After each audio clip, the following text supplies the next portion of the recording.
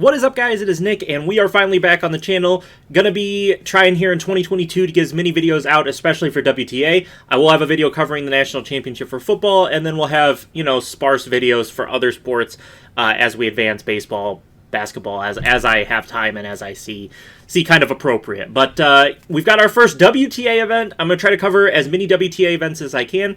Goal is to get every 500 event or higher. 250s I will do my best to cover, so if we go over here real quick before we get into the video, that I am going to cover all of these in January. I think I should be perfectly fine to cover all that, but then you can see in February about 50-50 split between 250s and 500 events. And then we have in March, we have the two 1,000 events in the United States back on their regular time schedule, Indian Wells and Miami. And then my favorite season in April, we've got clay season, and through May. May is a little bit light. You got Rome to start the month, and then you got those little 250 events that usually, I think it's Strasbourg that usually has Halep that wins it, because she's like the only good player that plays Strasbourg before Roland Garros. Then we have grass, have the short grass. I do need to brush up on my grass a little bit. It's the one season that I have not done as much research and whatnot on. So, but yeah, we're going to try to do as many. My goal is to do every event, but I'm setting the goal kind of safe at 500 events, being the ones that I want to make sure I cover. So the first one we've got is Adelaide International 1. I'm waiting for the draws to be released on Melbourne, Somerset 1, and Somerset 2. We've had a lot of withdrawals and all that different stuff. I'm assuming maybe tomorrow they'll post those draws, but we do have the Adelaide. I will come back maybe and circle back to this if I do get time and go over after qualifying here. Here's a look at qualifying before we actually get into the setup here. So at the very top we have Buzkova and Blinkova. I think both of them should make it through out of qualifying, or out of round 1 into the round 2. The round 2s are a little bit tough. If I had to make predictions here, I would probably take Buzkova here. I would take Bronzetti to beat Friedsam in a little bit of the upset there. I'm taking Inglis out of that, though she does have to play Bozovic out of Australia as well, but I think Inglis gets out of there. I like Katie Bolter to come out of this section with McNally. Bolter played very well in Australia last year. I think she repeats it this year. I have her pulled up here because I wanted to make sure I was right. So she did take the set off of Osaka at the Gippsland Trophy in the round of 16, which was big for her. Now, she didn't have a whole lot of crazy, quality, rest of the season. She had that good run at Nottingham, to the quarters where she lost to Lauren Davis. She had the decent win at Wimbledon against the quali and Danielle Lau, but she did take a set off of Sabalenka. She had some good performances. She made it out of qualies at the U.S. Open before losing to Samsonova in a matchup I thought she should probably win. She did end the season decently, making it to the semis of Habnemi, and retiring against Katie Swan. Probably one she would have won if she was healthier for that. But yeah, health has been the big issue for Bolter. You can see she's retired a handful of times against probably people she should have beat. She played a bunch of those Charlottesville ones, but she's mostly been in the ITF W60s and 25s and all that different stuff. But she did play well in the Billie Jean Cup, but those are a little bit random. But my point is she did play good last year. She beat Kaia, she beat Coco Golf in 3 sets, and then she took Osaka to 3 sets. And then she had to pay Kazatkina back to back and essentially lost the same way in both of those. But I think she comes out of this. She gets into the main draw of the Adelaide 500. We have Rebecca Marino. I think will come out of this section of 4, and then I kind of like Dark Horse in it with Papa Mikhail down here, but we'll just go with the top seeded out of that, and Stephanie Voegel. So moving on to the actual setup here, I think if slotted in correctly, if I think this is correct, they'll slot in reverse. So I think, well, hold on. I think Buzkova would slot 6th and then it'd be reversed, but it's fine. It's not that big of a deal. If we have time, I'll circle back to it and deal with it, but I'm just going to do it as if the qualies aren't going to win, because we're going to have to take one quali here.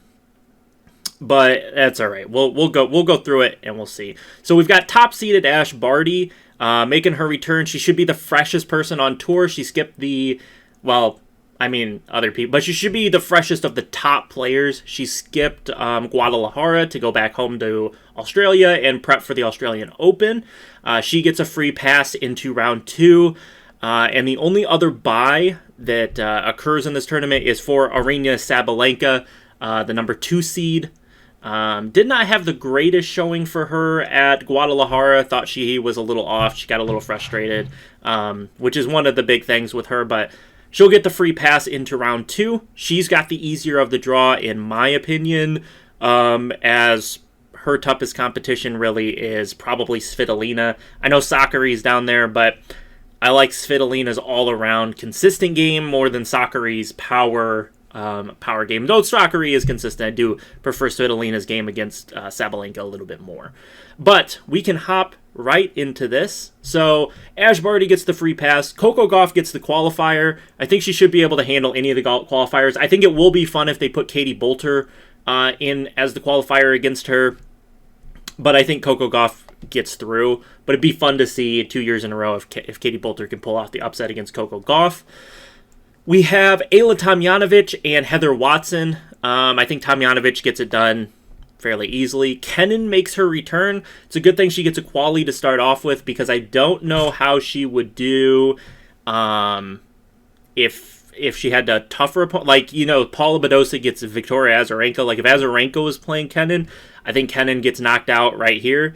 Kennen had a woeful trip to Australia last year. So if we go through, I use Tennis Abstract to look at all different stuff like this, but if we look at Kennen, who hasn't played since Wimbledon after she had surgery, she just had that woeful trip to Australia last year. That Yarra Valley Classic was good. She lost to Muguruza. And at the Australian Open, she got knocked out by Kaia Kanepi 6-3, 6-2. And then she had that atrocious loss at the Phillip Island Trophy. Yours truly lost a bunch of money on Kennen in that event, because I believe when she lost this first set, she was like minus 300 or something. But then she got broke early in this one, I believe.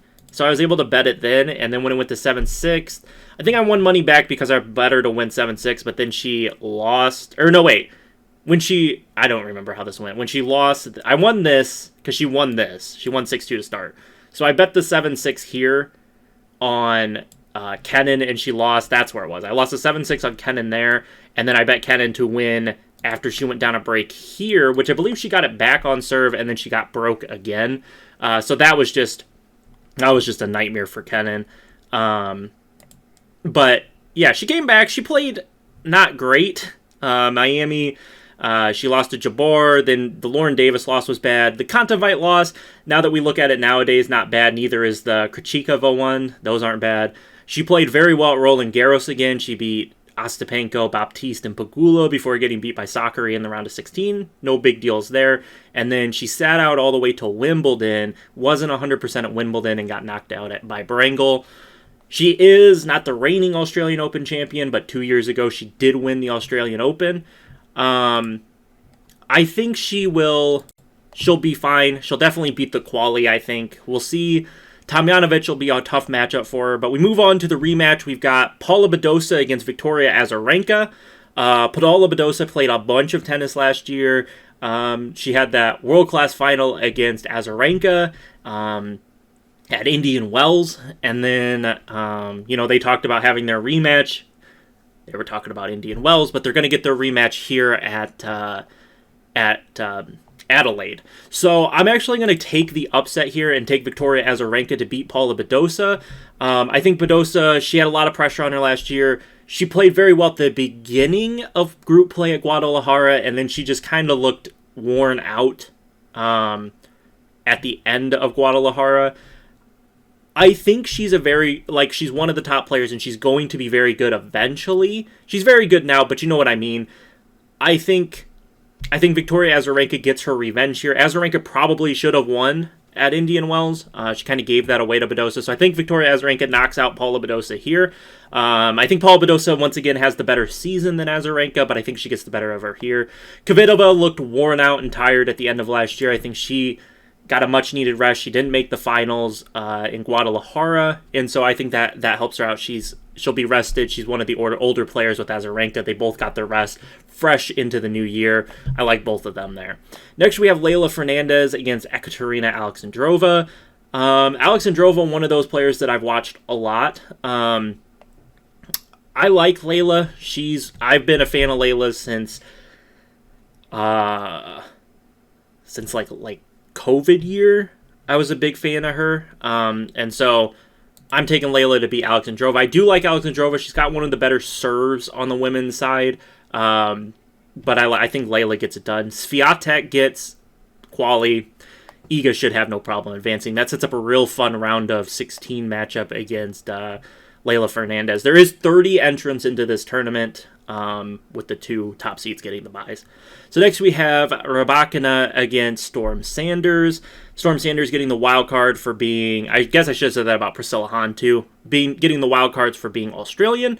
I think both of them dip out fairly quickly. Rabacana gets taken out, or Rabacana takes out Storm Sanders. So qualies here, it's hard to know without knowing exactly which qualies are slotted in there, but we'll just say one of the qualies makes it through, obviously, because one of them will.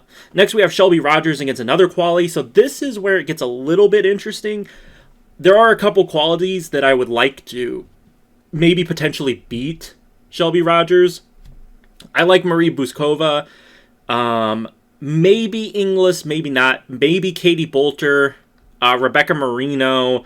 There's some of the qualities that I do like in potential matchups with Shelby Rogers. She essentially got gifted that match against Ash Barty. Barty last year had like some real bad lapses in like giving any interest in playing tennis during matches. And so I think Shelby probably beats whoever she plays, but I think Shelby gets a little bit overrated, partially kind of like Coco Golf. I'm not saying they're bad players, but because they're Americans, they get a little bit overrated, especially if you watch TV.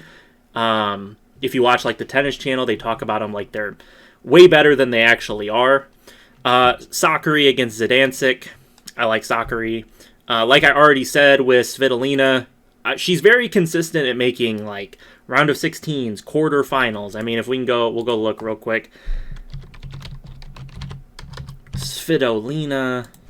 So you can see here, if we go to all results, she plays a lot of tennis because she's very consistent. I mean, Abu Dhabi, quarterfinals. Gippsland, quarterfinals. Australian Open, 16. Doha, 32. Miami, semis. That's round robin. Stuttgart, semis. Madrid, she got beat by Teichmann. That was a weird one. Quarters at Rome. 32 at Roland Garros. Berlin, I think she got free pass to the round of 16, so that doesn't really count. Round of 16 at Eastbourne. Wimbledon, she got knocked out by Magdalene. That was a weird one. The Olympics, semifinals. Montreal, she got knocked out by Konta. That was a weird one, too. The finals at Chicago 1, she beat Cornet when Cornet was not 100%. U.S. Open quarterfinals, where she probably should have beat Leila Fernandez, but she didn't. Chicago quarterfinals, Indian Wells round of 16, and then I don't know why she tried to play. She tried to play Tenerife to get free. So this was a weird one. She tried to play Tenerife to get free WTA points because it would have given her a shot to make the finals in Guadalajara. It was a real long shot for her to make it, but she entered Tenerife to get the free points. So if we go to Tenerife and you look, there was really no one there. The 2 seed was Zidansek.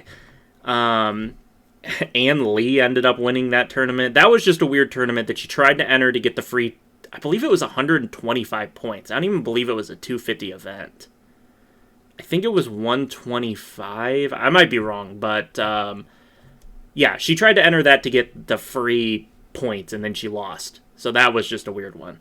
But yeah, back. Svitolina, consistent. I think she gets there. Next, we have Masaki Doi against Christina Kukova. I like Masaki Doi.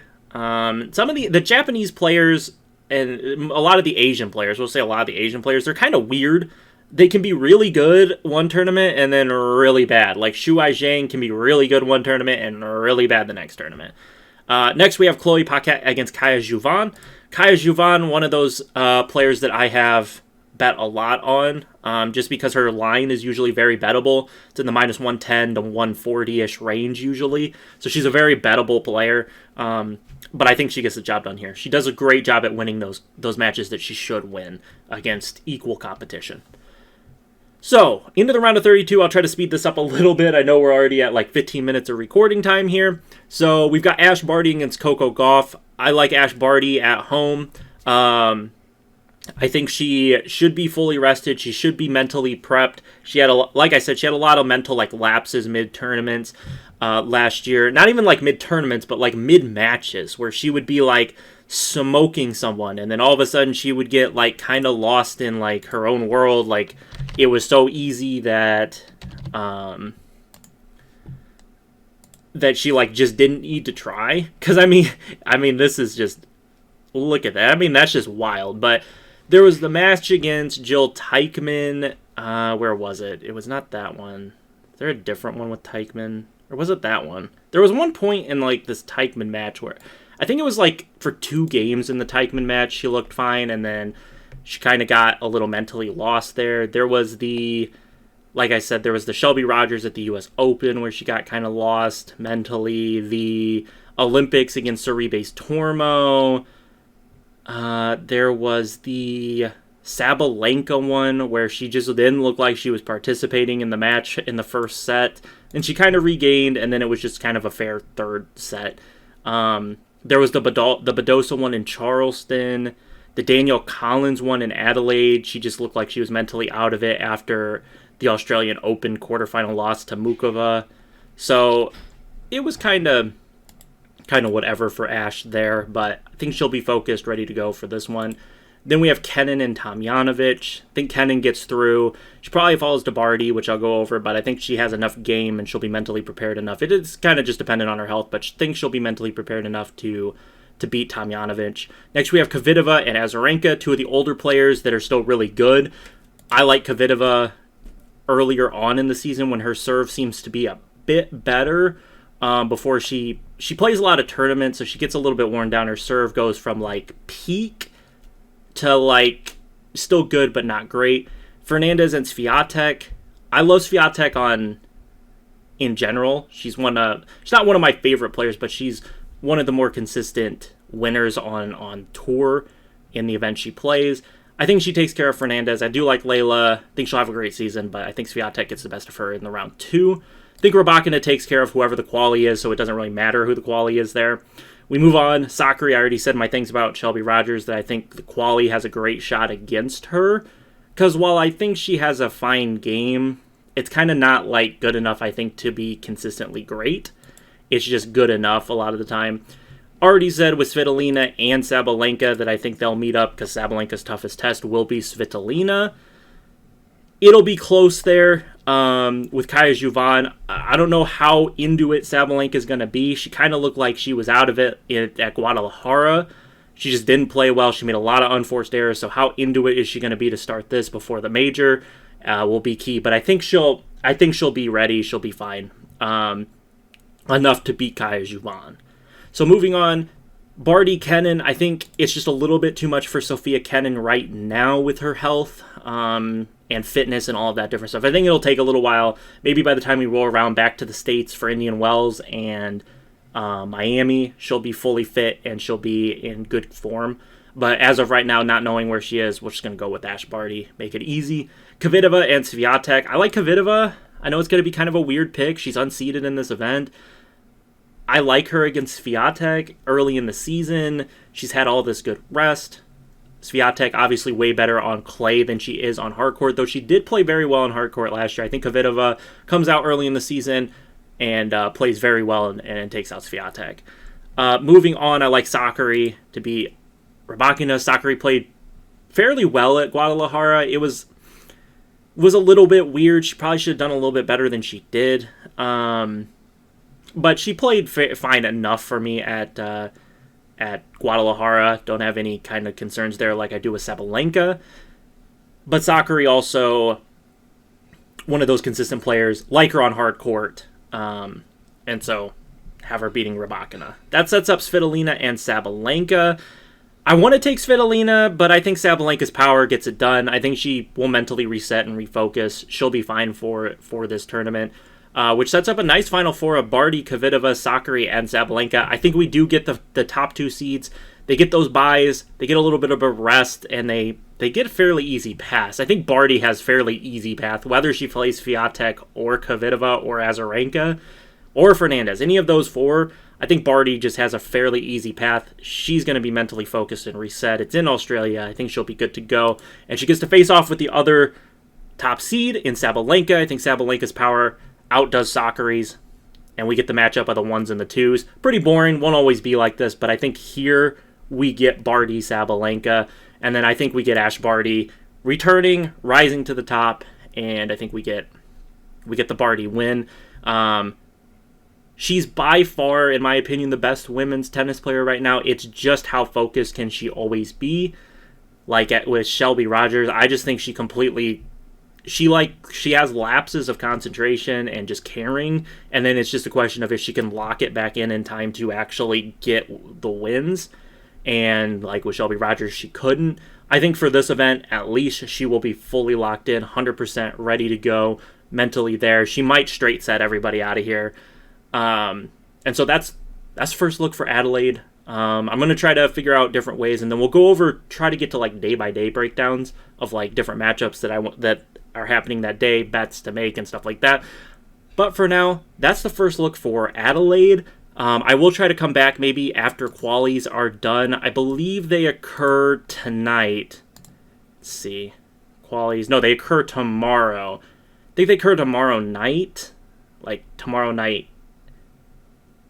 Like tomorrow. Well, I think it's tomorrow morning, like Australia time, if I'm right. Let me go to Flash Score real quick before we wrap this up.